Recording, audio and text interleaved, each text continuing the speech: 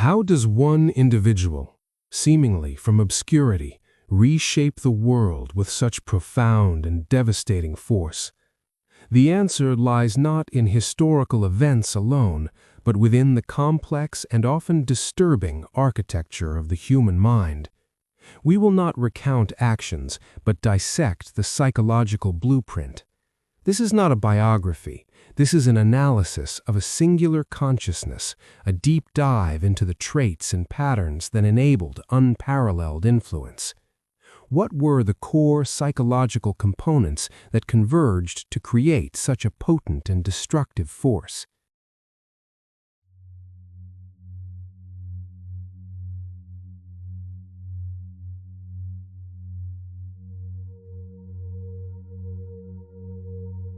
At the core of this psychological profile lies an intense, malignant narcissism. This was not merely vanity, but a profound and pervasive pattern of grandiosity, a constant need for admiration, and a striking lack of empathy. This grandiosity served as a defense mechanism, shielding a deeply fragile self-esteem. Any perceived slight or challenge to his projected superiority could trigger intense rage and a need for punitive action. His worldview was constructed around himself as the central, indispensable figure destined for greatness. This internal narrative of exceptionalism was so robust that it allowed him to dismiss any evidence contradicting his self-perception, creating an almost impenetrable psychological bubble. The persistent need for validation from others, combined with an underlying insecurity, fueled a relentless drive to achieve and dominate, often through extreme measures.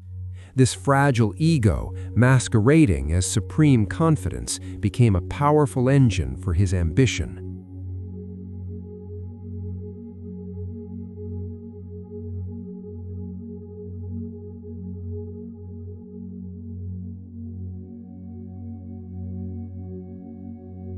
Beyond narcissism, the psychological makeup exhibited clear elements of the Dark Triad of personality traits, Machiavellianism, and psychopathy, or antisocial traits. His Machiavellian tendencies were evident in his strategic cunning, his willingness to manipulate and exploit others for personal gain, and a profound disinterest in conventional morality. Individuals were viewed not as autonomous beings, but as tools or obstacles in the pursuit of his objectives. Promises were made and broken without internal conflict if it served a larger purpose. This instrumental approach to human relationships was complemented by a striking absence of affective empathy, the inability to genuinely feel or share the emotions of others. While he could cognitively understand suffering, he did not experience it on an emotional level, which allowed him to make decisions with extreme detachment. The antisocial traits manifested as a disregard for social norms and the rights of others, impulsivity, and a lack of remorse or guilt for harmful actions. This psychological combination created an individual highly effective at consolidating power and enforcing his will, unburdened by typical human constraints.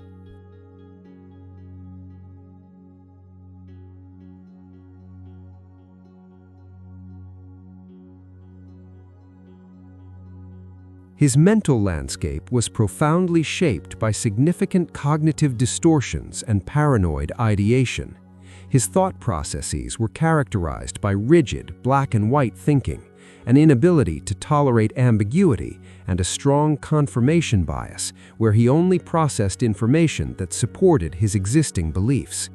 This led to the development of entrenched, often delusional convictions about certain groups or political entities.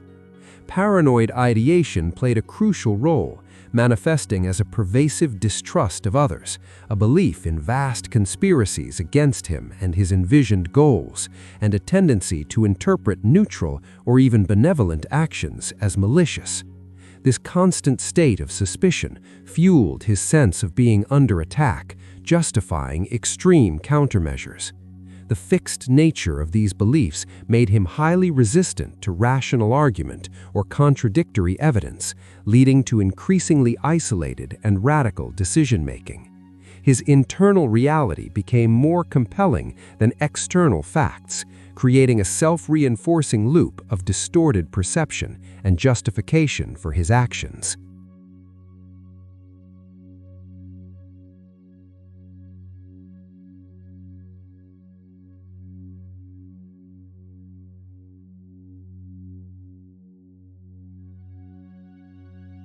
From a Jungian perspective, much of his external behavior can be understood through the concept of the shadow self and psychological projection. The shadow represents the unconscious aspects of the personality that the conscious ego rejects or represses, often perceived weaknesses, undesirable traits, or unresolved conflicts. Instead of integrating these aspects, he frequently projected his own internal flaws, insecurities, and aggressive impulses onto external groups. These scapegoated groups became containers for his own repressed anxieties and perceived failures, allowing him to externalize his inner conflicts. By attributing negative characteristics to others, he could maintain his grandiose self-image and avoid confronting his own psychological discomfort. This mechanism not only served a defensive purpose for his ego, but also provided a powerful psychological tool for mobilizing and uniting a populace by creating a common enemy.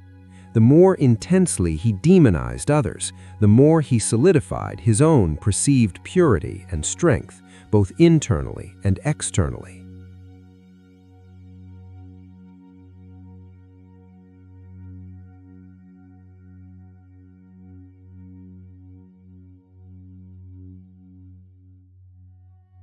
A defining characteristic of this psychological profile was an almost obsessive fixation on specific goals and a relentless will to power.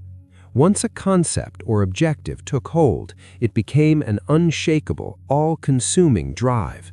This was not merely ambition, but a compulsive, often inflexible pursuit that disregarded obstacles, dissent, or ethical considerations.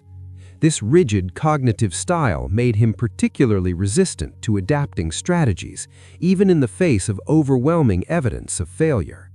The will to power was not just about control over others, but about an internal need to impose his subjective reality onto the external world, to bend it to his will. This psychological mechanism drove an almost pathological persistence, sustaining effort and focus over long periods, even in isolation, further cementing his absolute conviction in his own path.